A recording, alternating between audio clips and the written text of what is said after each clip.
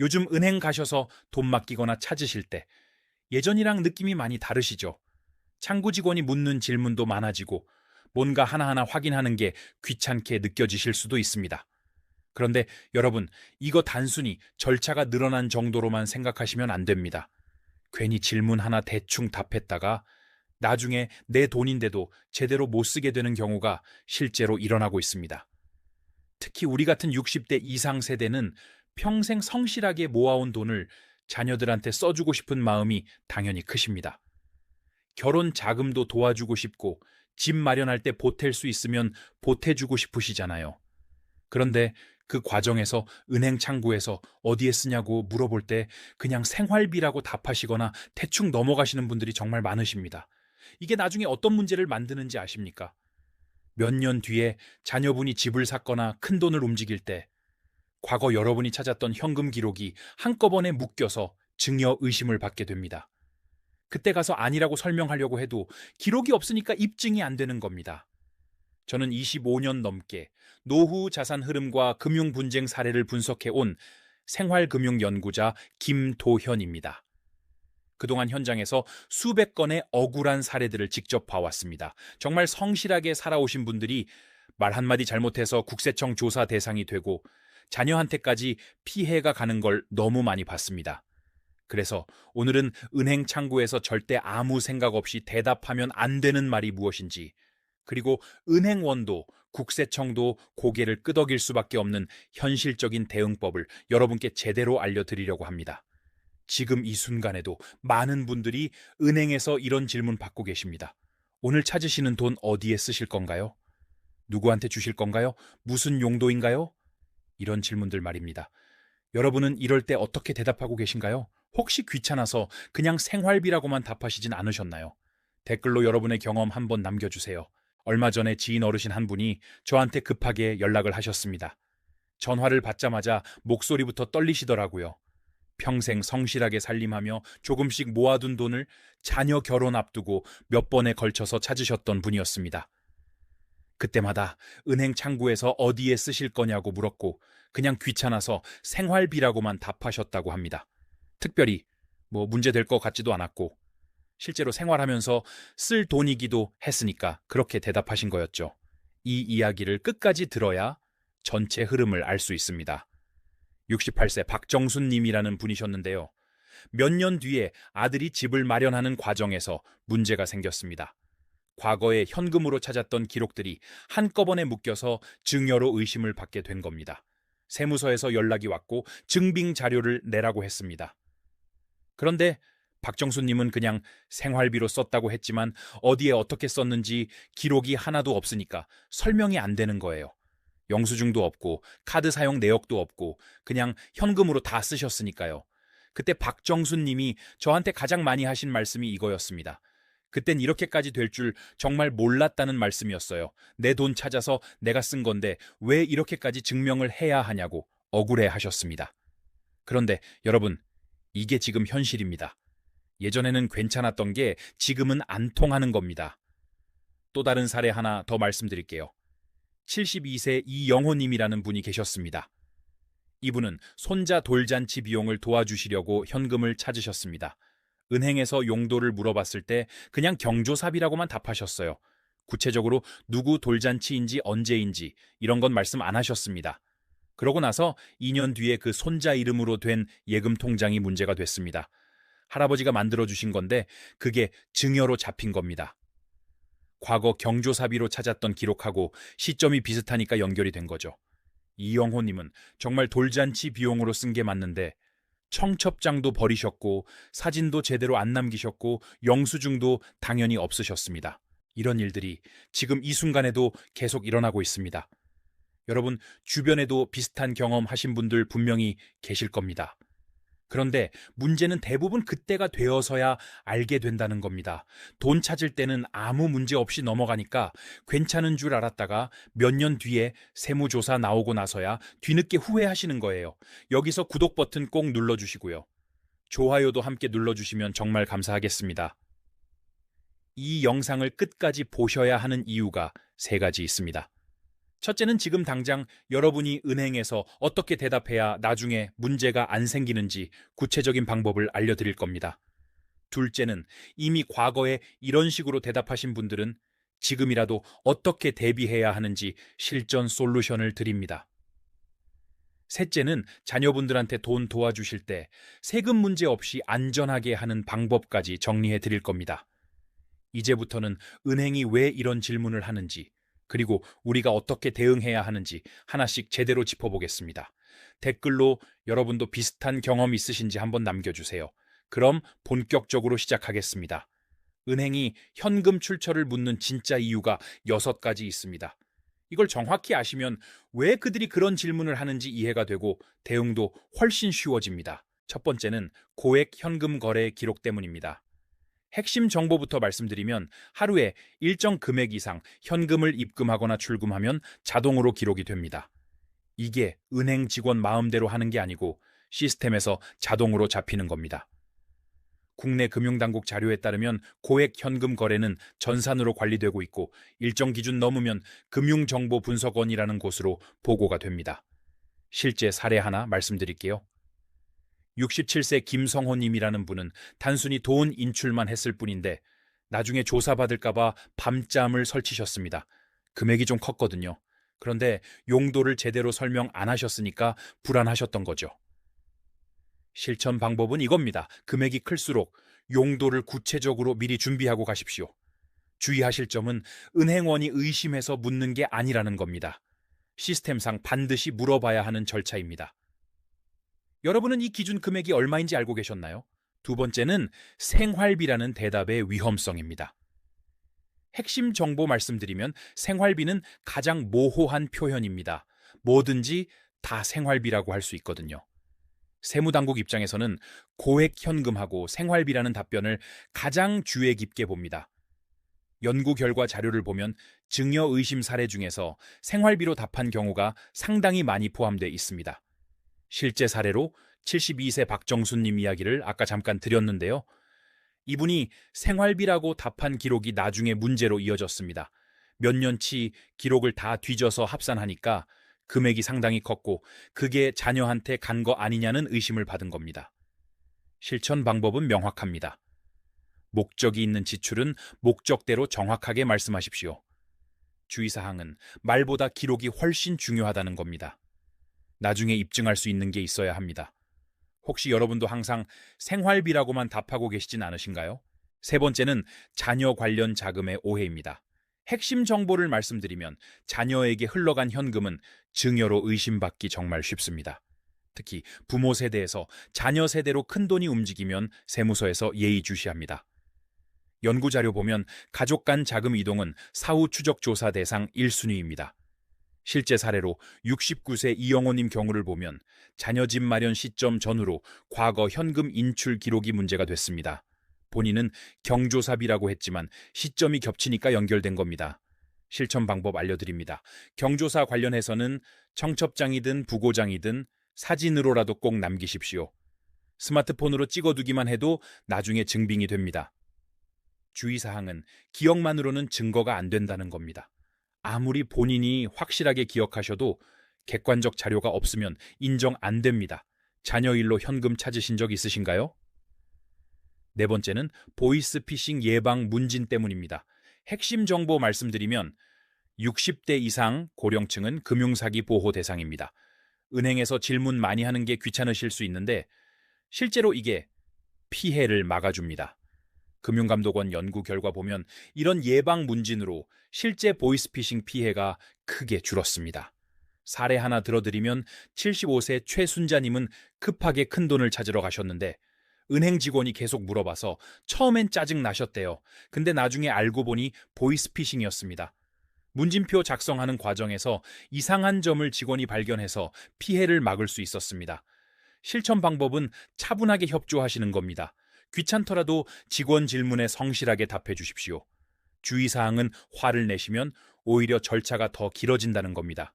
의심받는 게 아니라 보호받는 거라고 생각하시면 됩니다. 문진표 작성해 보신 적 있으신가요? 다섯 번째는 ATM 인출 제한 문제입니다. 핵심 정보 알려드리면 장기간 사용 안 한 계좌는 현금 인출 한도가 자동으로 줄어듭니다. 이게 본인 보호 차원이에요. 누군가 통장을 몰래 가져가서 돈을 빼가는 걸 막으려는 겁니다. 금융당국 자료 보면 이런 제한은 범죄 예방 차원에서 시행 중입니다. 실제 사례로 68세 오정남님은 급하게 돈이 필요했는데 ATM에서 인출이 안 됐습니다. 한도가 막혀 있었던 겁니다. 주말이라 은행 창구도 문 닫았고 정말 난감하셨대요. 실천 방법은 미리미리 한도를 확인하고 필요하면 해제해 두시는 겁니다. 주의사항은 주말이나 공휴일에는 해결이 어렵다는 점입니다. 평일에 시간 내서 미리 처리하십시오. 잠자고 있는 통장 혹시 있으신가요? 6번째는 계좌 동결 위험입니다. 핵심 정보 말씀드리면 이상 거래로 의심되면 계좌가 일시적으로 정지될 수 있습니다. 본인 계좌인데도 못 쓰게 되는 겁니다. 금융위원회 자료 보면 이상 금융거래 탐지 시스템이 실시간으로 작동하고 있습니다. 사례로 71세 강명숙님은 평소와 다른 패턴으로 돈을 찾으셨다가 계좌가 일시 정지됐습니다. 풀리는 데만 며칠 걸렸고 그 사이에 급한 일을 못 보셨습니다. 실천 방법은 평소 거래 패턴을 급격하게 바꾸지 마시고 큰돈 움직일 땐 미리 은행에 알려주시는 겁니다. 주의사항은 해외 송금이나 생소한 거래는 더 엄격하게 본다는 점입니다. 계좌 동결 경험 있으신가요? 이제 다음 장에서는 실제로 어떻게 준비하고 대응해야 안전한지 구체적인 실천법을 하나하나 정리해 드리겠습니다. 노후 자산을 지키는 은행 대응 실천법을 지금부터 구체적으로 알려드리겠습니다. 이거 하나하나가 다 실전에서 나온 내용들입니다. 첫 번째 추가 정보 드립니다. 서류는 완벽할 필요가 전혀 없습니다. 많은 분들이 뭔가 서류 준비하라고 하면 겁부터 내십니다. 공식 문서여야 하고 도장 찍혀 있어야 하고 이렇게 생각하시는데 전혀 그렇지 않습니다. 주의사항 말씀드리면 없는 말을 꾸며내서 서류 만들지는 마십시오. 실천 방법은 간단합니다. 사진 한 장이라도 챙기시면 됩니다. 예를 들어서 결혼식 축의금 내셨으면 청첩장 사진 찍어두시고 병원비 내셨으면 영수증 사진 찍어두시는 겁니다. 스마트폰에 날짜 자동으로 찍히잖아요. 그거면 충분합니다. 서류 준비가 어렵게 느껴지시나요? 전혀 어려운 게 아닙니다. 두 번째, 추가 정보입니다. 현금 찾을 때 용도를 구체적으로 말씀하시되 너무 자세할 필요는 없습니다. 주의사항은 거짓말하지 마시라는 겁니다. 나중에 꼬이면 더 복잡해집니다. 실천 방법 알려드리면 예를 들어서 자녀 결혼 자금이면 그냥 아들 결혼 준비비라고 말씀하시면 됩니다. 구체적으로 예단에 얼마 예물에 얼마 이렇게까지 말할 필요 없어요. 병원비면 병원비라고만 하시면 됩니다. 어느 병원 무슨 수술 이런 것까지 안 물어봅니다. 간단 명료하게 사실대로만 답하시면 됩니다. 여러분은 평소에 어떻게 대답하고 계세요? 세 번째, 추가 정보 드립니다. ATM 한도 해제는 미리 해두는 게 최선입니다. 급할 때 가서 하려고 하면 시간도 오래 걸리고 절차도 까다롭습니다. 주의사항은 급할 때일수록 더 까다롭게 본다는 겁니다. 서두르는 모습 자체가 의심 요소가 되기도 합니다. 실천 방법은 시간 여유 있을 때 평일 오전에 방문하시는 겁니다. 손님 적은 시간대에 가시면 직원도 친절하게 설명해주고 처리도 빠릅니다. 통장하고 신분증만 챙겨가시면 됩니다. 이번 달 안에 한번 시간 내서 가보실 수 있을까요? 네 번째 추가 정보입니다. 계좌는 살아있어야 안전합니다. 오랫동안 안 쓴 통장은 위험 대상이 됩니다. 주의사항 말씀드리면 방치된 통장은 본인한테도 위험하고 범죄자들이 노리는 대상이기도 합니다. 실천 방법은 소액이라도 주기적으로 입출금하시는 겁니다. 한 달에 한 번 10,000원이라도 넣었다 빼시면 됩니다. 그럼 활성 계좌로 유지됩니다. 마지막 거래가 언제였는지 기억나시나요? 1년 넘었으면 당장 확인해 보십시오. 다섯 번째 추가 정보입니다. 가족 간 송금도 기록을 남기십시오. 요즘은 계좌 이체가 편하니까 다들 그렇게 하시는데 메모 기능 꼭 활용하십시오. 주의사항은 나중에 기억만으로는 설명이 안 된다는 겁니다. 실천 방법 알려드리면 송금할 때 용도를 간단히 적으시는 겁니다. 생일 선물, 명절 용돈, 병원비 보조 이런 식으로요. 은행 앱에서 메모 남기는 기능 있습니다. 그거 활용하시면 나중에 조회할 때 다 나옵니다. 지금까지 메모 없이 보내셨나요? 6번째 추가 정보입니다. 큰돈 움직일 땐 미리 은행에 알려주십시오. 갑자기 큰 금액 인출하면 시스템에서 자동으로 경보가 울립니다. 주의사항은 의심받는 게 아니라 보호받는 거라는 점 기억하십시오. 실천 방법은 전화 한 통이면 됩니다. 며칠 뒤에 얼마 정도 찾을 예정이라고 미리 말씀하시면 됩니다. 그럼 직원이 미리 준비해두고 절차도 간소화됩니다. 지점 전화번호 통장에 다 나와 있습니다. 미리 연락해 보신 적 있으세요? 7번째 추가 정보 드립니다. 증여세 관련해서는 전문가 상담을 받으십시오. 인터넷 정보만 믿고 판단하시면 안 됩니다. 주의사항은 세법이 자주 바뀐다는 겁니다. 작년 정보가 올해는 안 맞을 수 있습니다. 실천 방법은 세무사 상담 한번 받아보시는 겁니다. 요즘은 초기 상담 무료로 해주는 곳도 많습니다. 자녀한테 돈 도와주실 계획 있으시면 미리 상담 받아보십시오. 몇십만 원 들여서 몇백만 원 세금 아낄 수 있습니다. 전문가 상담 받아보신 적 있으신가요? 8번째 추가 정보입니다. 정기적으로 거래 내역을 확인하십시오. 1년에 한 번이라도 쭉 살펴보시는 게 좋습니다. 주의사항은 모르는 거래 발견하면 즉시 은행에 연락하셔야 합니다. 실천 방법은 인터넷 뱅킹이나 앱에서 조회하시면 됩니다. 자녀분한테 도움 받아서라도 확인해 보십시오. 1년치 내역 다운로드 받아서 출력해 두시는 것도 좋습니다. 거래 내역 정기적으로 확인하고 계신가요? 이제 마지막으로 오늘 내용의 핵심을 한 번 더 정리하고 실천 계획까지 함께 세워보겠습니다. 오늘 말씀드린 내용 전체를 정리해 보겠습니다. 예전 상식으로는 내 돈은 그냥 찾아서 쓰면 되는 거였습니다. 누가 뭐라고 할 것도 없고 설명할 필요도 없었죠. 하지만 지금 현실은 완전히 달라졌습니다. 기록이 없으면 의심받는 구조입니다. 아무리 떳떳해도 증명 못하면 문제가 되는 세상입니다. 아무 생각 없이 은행 창구에서 한 말 한마디가 몇 년 뒤에 여러분의 노후 자산을 위험하게 만들 수도 있습니다. 자녀분들한테 예상치 못한 세금 부담을 남길 수도 있습니다. 억울하게 조사받으면서 스트레스 받고 잠 못 이루는 일이 생길 수도 있다는 겁니다. 실제로 제가 상담했던 분들 중에 이런 일 겪으신 분들이 정말 많으셨습니다. 반대로 지금부터라도 제대로 알고 준비하시면 전혀 걱정하실 필요가 없습니다. 목적은 분명하게 말씀하시고 서류는 간단하게라도 준비해 두시고 계좌는 미리 관리해 두시면 됩니다. 그럼 은행도 국세청도 여러분을 의심하지 않습니다. 오히려 성실한 납세자로 인정받으십니다. 잘못 관리했을 때와 제대로 관리했을 때를 비교해 보겠습니다. 잘못 관리하신 경우에는 현금 찾을 때마다 그냥 생활비라고만 답하시고 아무 기록도 안 남기시고 통장은 방치해 두시고 나중에 자녀가 집 살 때 과거 기록 때문에 세무조사 나옵니다. 증명 못해서 억울하게 증여세 내고 가족 관계까지 불편해집니다. 제대로 관리하신 경우에는 용도 정확히 말씀하시고 영수증이나 사진 남겨두시고 계좌 주기적으로 사용하시고 필요하면 전문가 상담 받으십니다. 나중에 아무 문제 없이 자녀 도와주시고 세금도 정당하게 절약하시고 마음 편하게 노후 보내십니다. 오늘 당장 실천하실 수 있는 것 3가지만 말씀드리겠습니다. 첫째는 잠자고 있는 통장 하나만 확인해 보시는 겁니다. 서랍 뒤져서 오래된 통장 찾아보십시오. 마지막 거래 일자 확인하시고 1년 넘었으면 소액이라도 입출금해 보십시오. 둘째는 스마트폰 사진첩 정리하시면서 경조사나 병원비 관련 사진 따로 모아두시는 겁니다. 폴더 하나 만드셔서 보관하십시오. 셋째는 다음에 은행 가실 때부터는 용도 물어보면 구체적으로 답하시는 겁니다. 생활비라는 말 대신에 정확한 용도 말씀하십시오. 다음 영상에서는 자녀에게 돈 줄 때 증여세 한 푼도 안 내고 합법적으로 최대한 도와주는 방법을 구체적으로 알려드리겠습니다. 증여 한도가 얼마인지 언제 리셋되는지 어떤 방법들이 있는지 실전 사례 중심으로 정리해 드릴 겁니다. 꼭 보셔야 합니다.